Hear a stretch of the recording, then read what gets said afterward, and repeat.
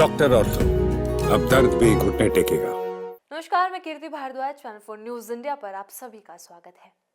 महाराष्ट्र की राजनीति में एक बार फिर तीखे बयानों को लेकर विवाद खड़ा हो गया है। राज्य के मंत्री नितेश राणे के हालिया बयानों ने सियासी हलकों से लेकर सामाजिक संगठनों तक बहस तेज कर दी है। मुंबई और कोंकण क्षेत्र की राजनीति में प्रभाव रखने वाले नितेश राणे ने सार्वजनिक मंच और इंटरव्यू में ऐसे बयान दिए हैं जिन्हें लेकर विपक्ष और अल्पसंख्यक संगठनों ने आपत्ति जताई है। कांदिवली में आयोजित एक सभा को संबोधित करते हुए नितेश राणे ने कहा कि वे सभी मुसलमानों के खिलाफ नहीं हैं, लेकिन जो लोग राष्ट्रवादी नहीं हैं उनके खिलाफ सख्त रुख अपनाया जाएगा। उन्होंने कहा कि जो मुसलमान राष्ट्रवादी हैं वे उनके साथ हैं।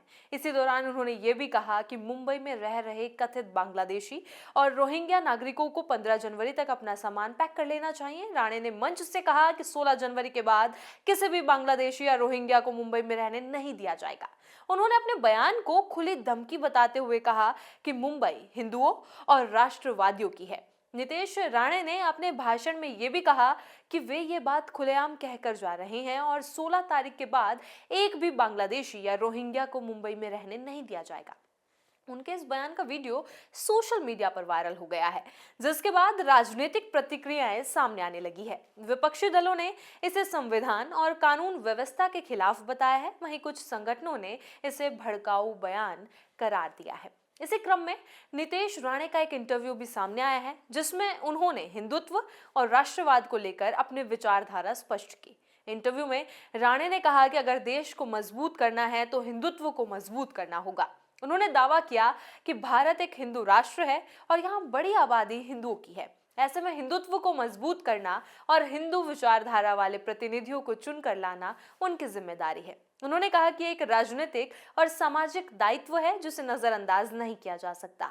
बीएमसी चुनाव से पहले सामने आए एक अन्य वीडियो में नितेश राणे के बयान ने विवाद को और बढ़ा दिया है। इस वीडियो में वे लव जिहाद के मुद्दे पर टिप्पणी करते हुए नजर आ रहे हैं। उन्होंने एक राजनीतिक नेता का नाम लेते हुए आपत्तिजनक भाषा का प्रयोग किया और कहा कि अगर किसी को लव जिहाद देखना है तो वे उन्हें कई घरों में ले जाकर दिखा सकते हैं। राणे ने दावा किया कि हिंदू बहनों की जिंदगी खराब करने का काम जिहादी मानसिकता वाले लोग करते हैं।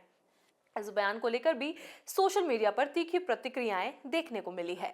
नितेश राणे ने आगे कहा कि अगर फिर भी किसी को लव जिहाद देखना है तो वे उन्हें बताएं, वे खुद उन्हें दिखाएंगे कि लव जिहाद किसे कहते हैं।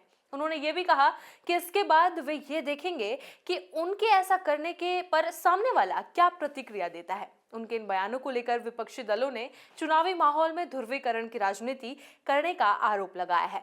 कांग्रेस, राष्ट्रवादी कांग्रेस पार्टी और अन्य विपक्षी दलों के नेताओं ने कहा है कि इस तरह के बयान समाज में तनाव पैदा कर सकते हैं और कानून व्यवस्था के लिए चुनौती बन सकते हैं। कुछ नेताओं ने राज्य सरकार से मांग की है कि मंत्री के बयान पर संज्ञान लिया जाए और यह स्पष्ट किया जाए कि किसी भी नागरिक या समुदाय के खिलाफ इस तरह की भाषा स्वीकार्य नहीं है।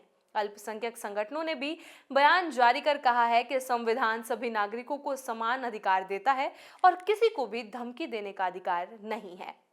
बने रहिए चैनल 4 न्यूज इंडिया के साथ। डॉक्टर ऑर्थो, अब दर्द भी घुटने टेकेगा।